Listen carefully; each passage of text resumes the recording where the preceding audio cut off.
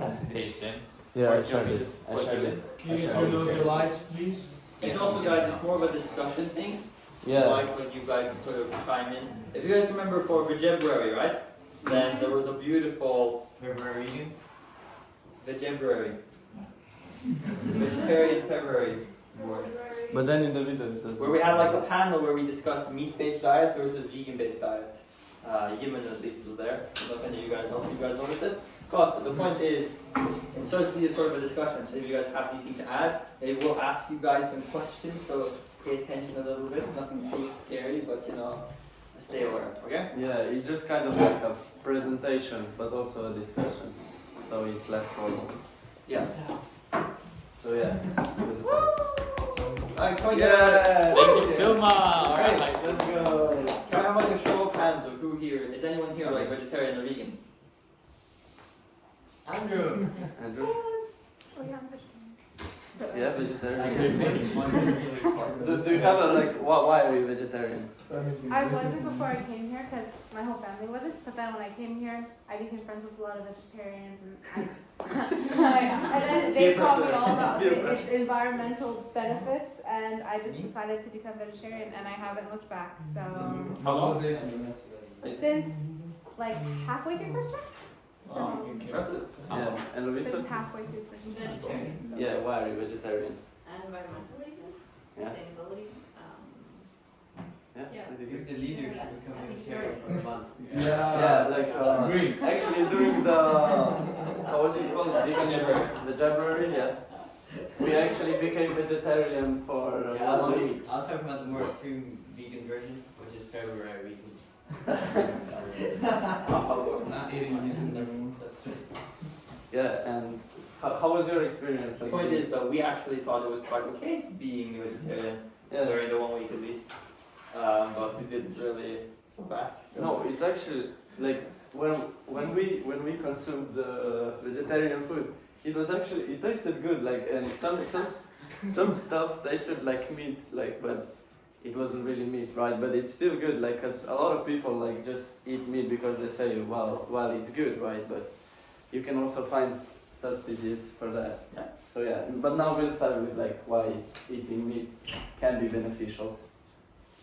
Or a little sort of why we eat meat. Hello, Daniel. We're having a presentation on the meat-based diet versus non-meat-based diet. How meat is beneficial and we should all eat more meat. So, okay, for all the meat-based diet people here, could we get some reasons for why you eat meat? Let him finish. Boris, you've been so active this class. Okay, I eat meat because I enjoy eating meat.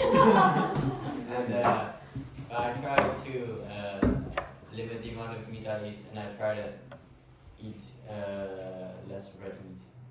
Yeah. More. Yeah, But it's a bit hard here because here you just get what you're sort Yeah, fair enough. that's I true. eat meat because animals. of like beef. So you enjoy eating animals? Like the meat, I don't know. I would rather to keep planets as they are because they give us O2. That's the reason. That's what I think it is. And I eat more animals because they consume the oxygen we got and like they take out CO2. For example. Is it filming? No, is that filming? No. We are just filming. We're not gonna post it anywhere, but just like that we have it. Yeah.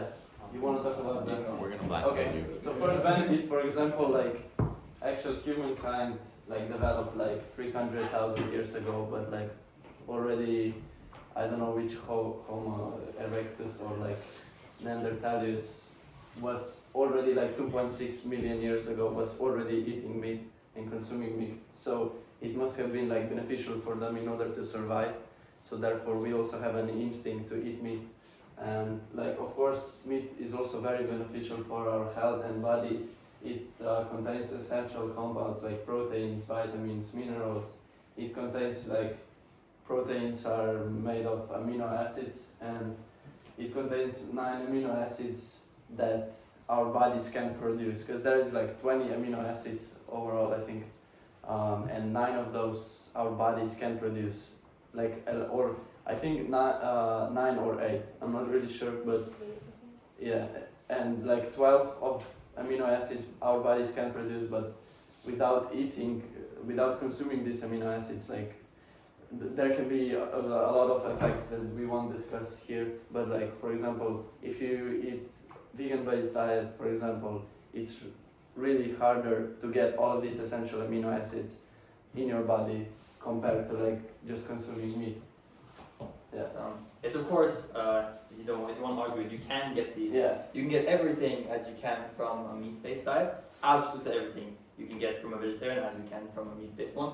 It's more about, as you can see, points 4 through 5, are that sort of easiness and sort of thinking how much you have to eat. As if you, let's say these amino acids, to get them you have to eat very either distinct foods or you have to take some sort of supplements, right? Pills or something similar, fish oil, that kind of stuff. So it's sort of, it's just to do about easiness, I guess, because if you have a general meat-based plus plant stuff diet, you'll get essentially everything your body needs without having to think too much about what you're eating. That's sort of what we mean by Yeah, I think that's like a valid point because people like for everything in our daily lives, we are not trying to make our lives harder in a way, right? So like, even though we know that something might affect something, like we won't step out of our comfort zone to make it. So like that's really a question here, like what should we do? And it's also tasty. I also agree with that. And also a lot of like cultures, it's like in culture that they eat meat and like their own traditional food, and yeah, you can't really force them to like not eat meat, right? Okay, I actually have a very interesting story here, guys. A personal story here. A friend of mine back home very recently, he said he posted on his Instagram story that he was looking for some meat, some chicken in his freezer, and he ended up finding some tofu chicken, and he was like, oh, I'm not going to eat that. But then later, his mom cooked it for him, and he thought it was amazing. But then once he heard what it was, he thought it was, in turn, he said it was disgusting again. Yeah. Does anyone think, agree with this? The tofu is disgusting. You're a dog friend.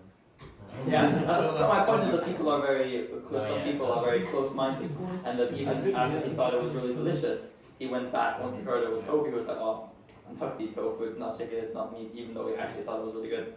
Like, what's the point behind that, right? It's more of a preconception or sort of in your mind, right? Like a bias. Yeah, it's a sort of bias, right? And if you eat something you don't think you know is meat and tastes like meat, I mean, how can you tell the difference, right? It's Yeah. interesting to think about. And like humans are scared of something new, I guess. Like they won't accept something new, which is like fair because even in history probably it was like dangerous to go somewhere else like that is like kind of unknown. Or we can say. Yeah. Okay. So sort of like, this is sort of the opposite end of why meat production, or what's the negatives with the meat. As we of course know, environment, not so great for the environment. So sort of, what was the figures we had, Mark? Or we're going to look at those later, I guess. Oh, we're gonna look at it. Yeah, okay. So the very large one we looked at was ethical issues. You can think of how the animals are treated, and you can think of like chicken farms especially, right, where the chickens are packed in like a tiny area where they can't like move themselves and they just lay eggs, and then eventually they're slaughtered. And how inhumane that is, like if you want to live a life where you can't even move your arms or legs, and eventually you're killed. Not such a nice life. This loss of energy we talked about, we'll talk about that again. But essentially, for every like bit of meat you eat, you have to make like 10 times or 100 times more. You have to feed that actual cow or whatever food you're eating 100 or 1,000 times more than that to make sort of that energy given to you. So if you eat 1 kilogram of meat, think how much the cow has eaten to get that sort of fat on it, right? I think how much food you've eaten in your entire life, right? It's a lot more than the actual fat on your body, right? Think about Why that are way. you looking at me?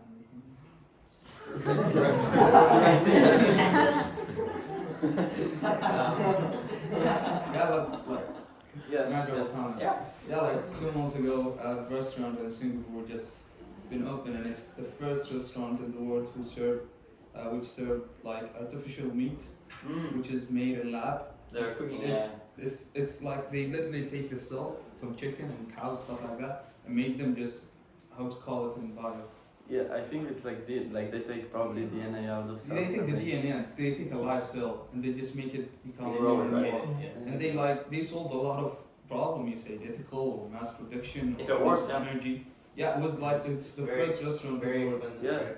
It could be expensive right now because the technology But is it not will get it's not available for everyone. Yeah. It's like non-renewable energy.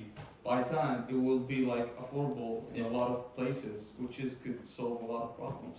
Yeah, that's really interesting. I think you should have a presentation about No, that. no, Like, just Yeah. kidding. no, like No, it's actually, interesting it thing. is. Yeah. That's right up here. And yeah, so raising meat takes vast quantities of feed. Like you have to feed the animals, and like with feeding the animals, a lot of energy is used. Like if we would have consumed that feed, there would be a lot more food for all of us. Because of course, like as Xander said, like the lost energy in food chain. Yeah. And deforestation, when the mass productions or even local organic farms are using the space to, yeah, okay. This is what we discussed earlier about the energy loss. So if you think, like, let's say the sun gives off, I think this is 1 million joules of energy, right? Then the plants can only absorb so much of it, and then the animal, like a small insect or something, which takes the energy off that, can only get a fraction of it again, and then another animal that eats the insect only gets a little bit of that energy, and then an even larger, let's say a snake, takes that, and like only 10 joules of the initial 1 million, for instance, can be taken. And it's sort of the same thing. As the more sort of links there are in the chain, the less energy it gets. So if you have the sun goes to a plant, and the plant gets eaten by a cow, and then we get eaten by the cow, sort of it's like 10 times less when you eat the cow than if you just ate the feed directly, right? You can sort of think of skipping it from here, and then you get 100 instead of getting all the 10,000 here. Yeah. So it's quite interesting to think about. That's sort of why that's what we meant by the energy efficiency. Mm-hmm. And these are some figures on percentages of all human, or sort of what humans use, percent of 100%. So 18% of all calories consumed by humans are meat, 37% of proteins, but interestingly, 83% of all land I guess used for food is used for meat production. Yeah, for example, greenhouse gases, 58% only of meat production, water pollution, 57, air pollution, 56. Wow. When fertilizers are used and chemicals, like even grow plants, for example, for feeding the animals, like, and yeah. When it says land use, it's also like land used, let's say for growing like hay or corn or something, which is then fed to the animals, right? But then it's still used on the animals, it's not used on humans directly. That's why the percentage is so high. Because a lot of it is agriculture that's then used on animals, and then humans, like sort of two steps, instead of in one direct one. Yeah. Okay. Interesting question here, guys. How much do you think? 100 liters. So how many water is required for producing 1 kilogram of feed? 100? 145 liters. 25? No, it's so much more. How much? So much more than that. 100 gallons. 1 kilogram. Yeah, 1 kilogram is like. because you have to have a lot of water for the plant. Well, I'm gonna stick with the 100. So. No, it's so much more. Okay. It's so much more. How One many ton that of be? water. Well, it's not everyone. 1 ton. No, that's not. One Okay. ton. ton. But he gave it in liters, No. you gave it in gallons, and you gave it in. I don't know. Liters of water. 1,000 liters. Liter. It's the same. Euro. Yeah, It's the same. 1,000 liters, 1 Yeah. ton. 100 gallons.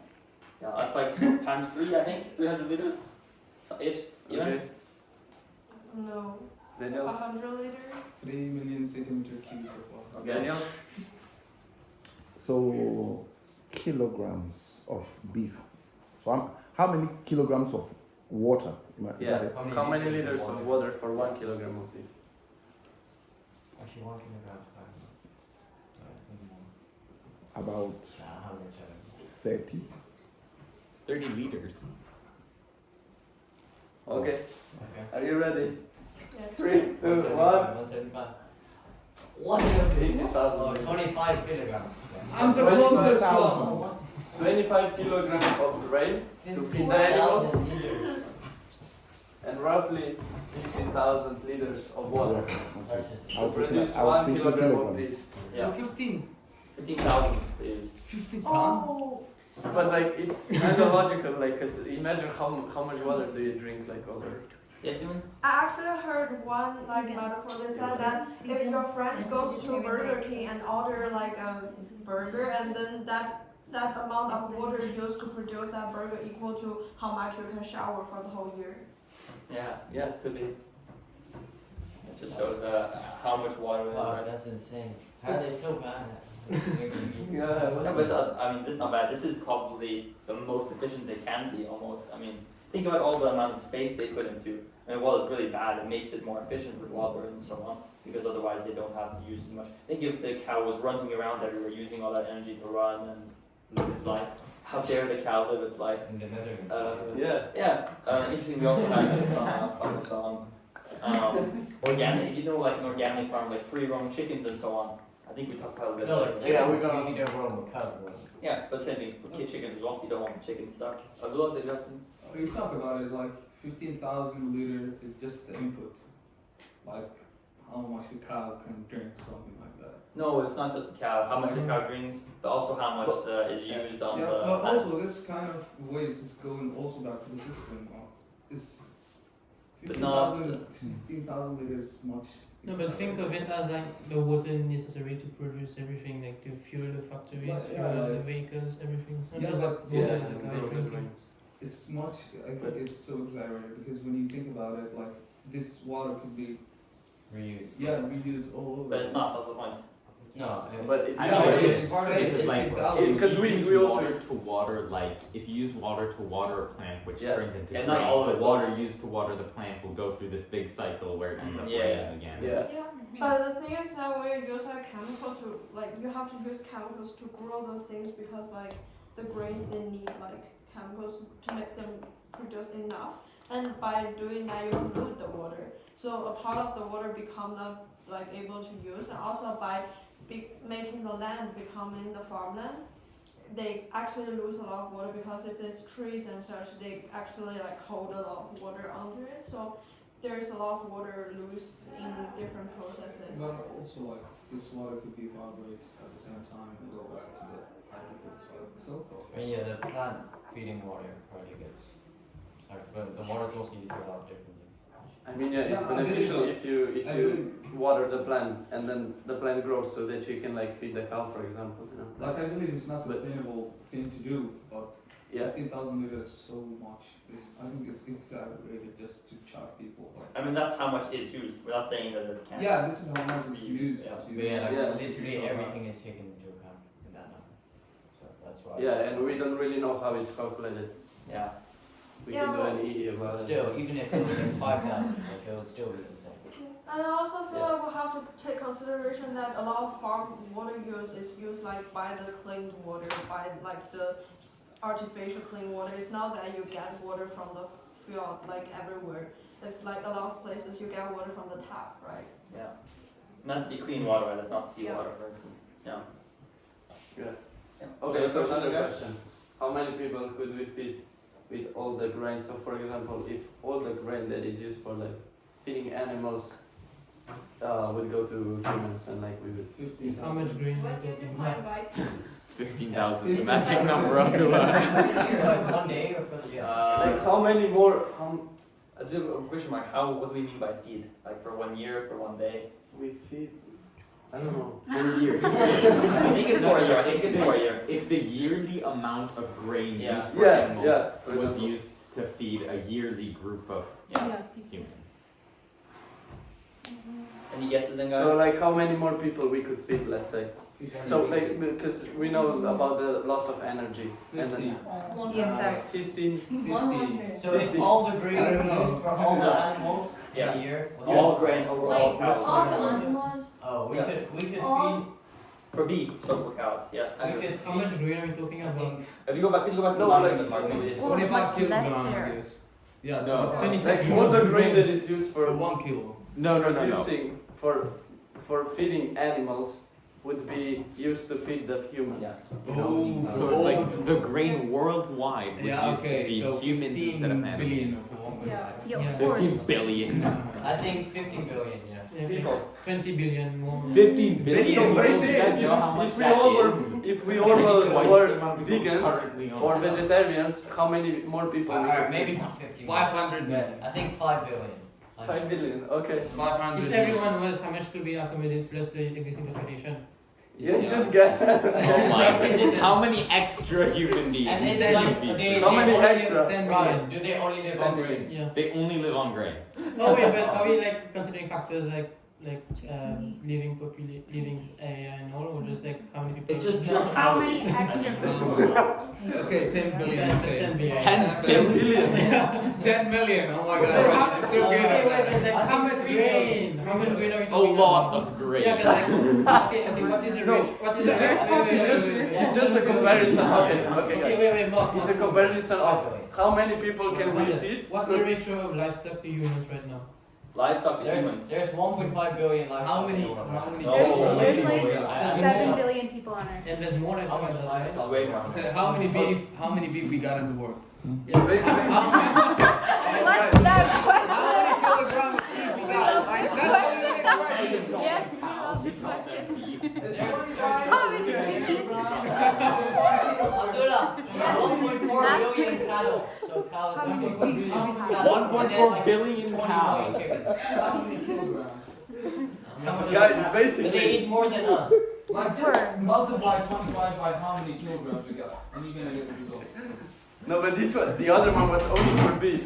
But this question is basically, okay, so the energy between feeding animals and then from animals feeding humans, It's very there is a lot of energy loss. So how many people could we feed? How many more people could we feed? If there wouldn't be like that another transfer of energy. Go ahead and just show the 1.4 billion. 1.4 billion. Wait, 1.4. 4 billion. Yeah, oh my Into one cow.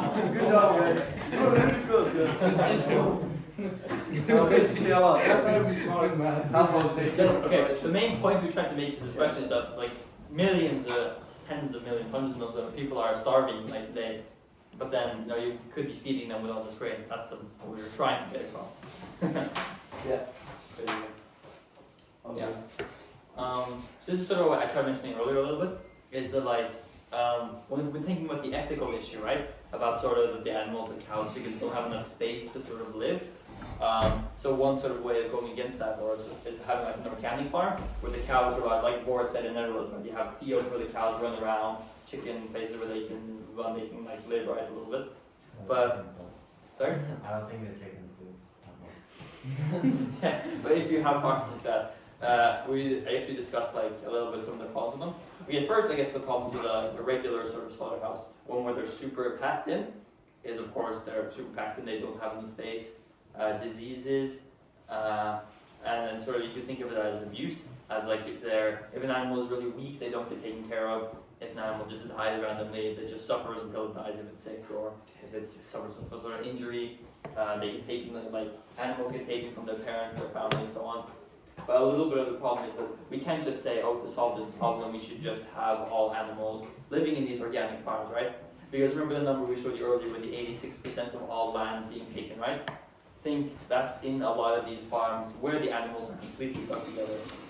So how are we supposed to suddenly make like each cow have like 10 times or 50 times as much space in that? It's just simply not possible, unfortunately. Yeah, because for example, like organic farms are better, like the way he said, like in ethical issues, abuse of animals, but they can take more space and like more deforestation, for example. Yeah. Andrew, yes? No. No.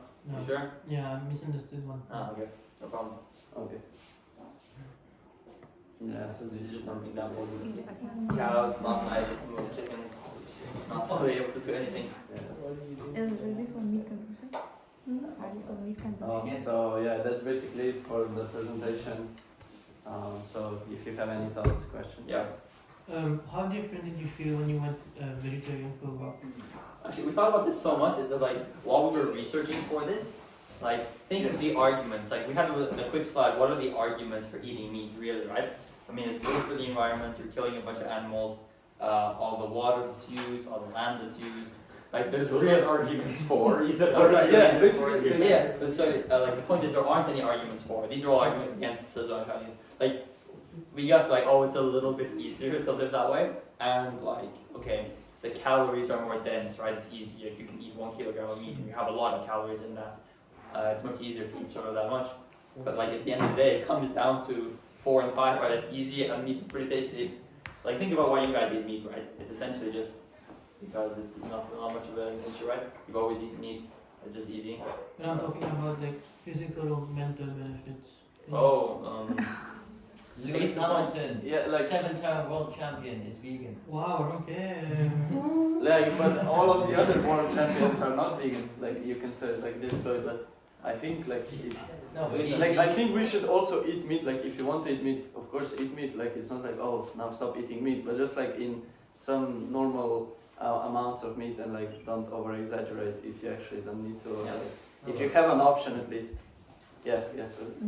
To be honest, I think that like even though okay it's easy and it's tasty, it can be just as easy and tasty to make vegetarian food. So essentially I think it's very much cultural and based on kind of what habits we have and what we're used to. Yeah.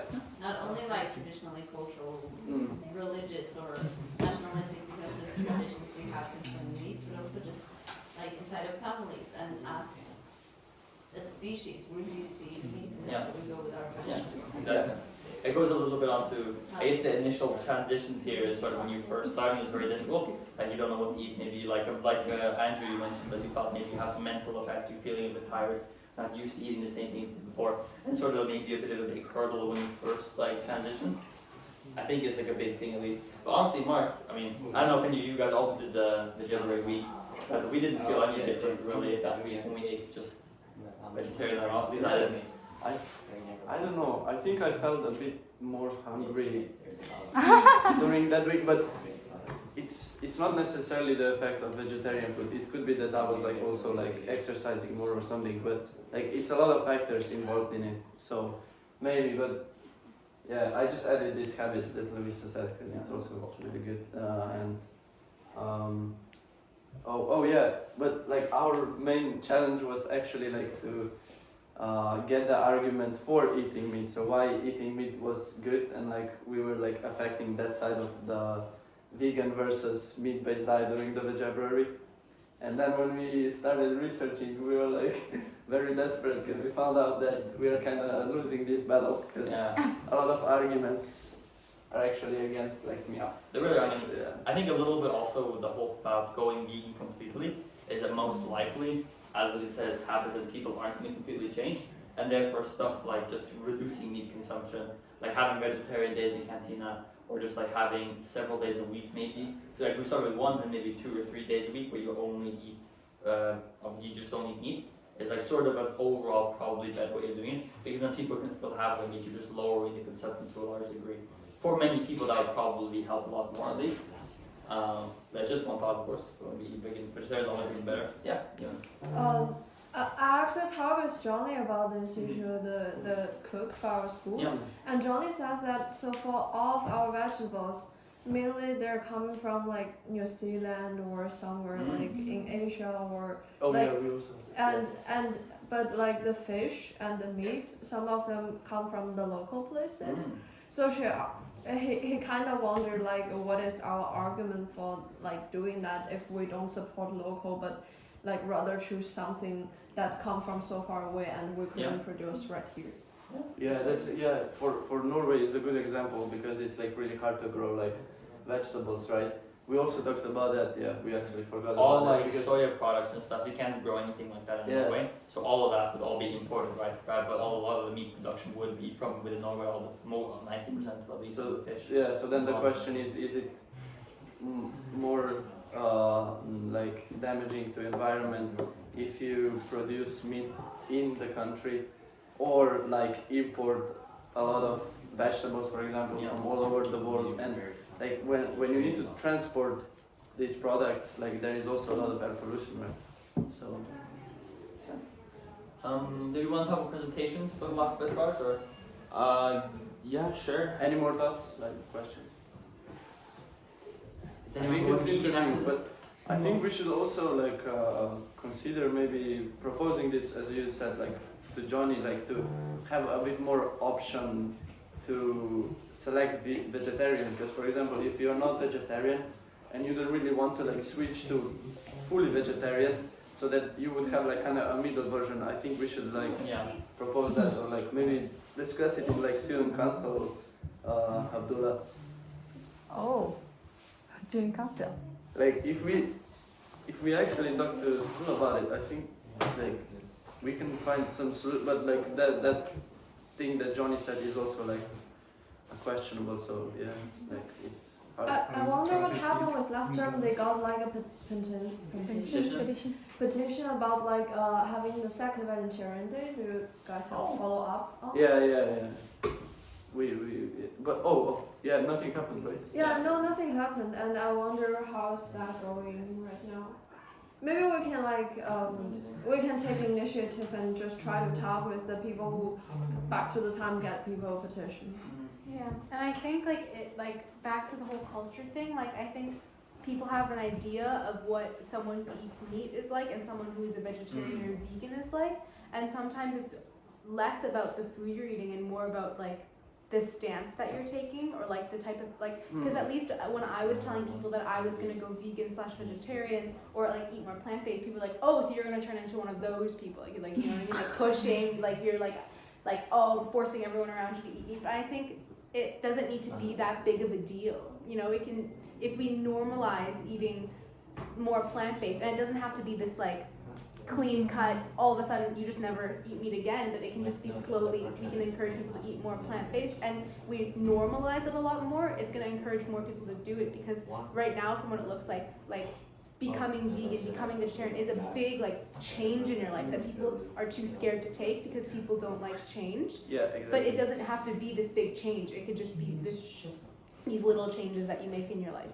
You know, I think that could be a lot better. Yeah, I think there's also like a sense of a battleness between like two fields.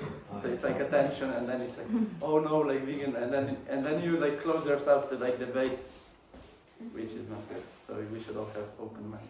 Yeah. Yeah, we have about 5 minutes left, so I'm just gonna talk a bit more about the presentations we're gonna have.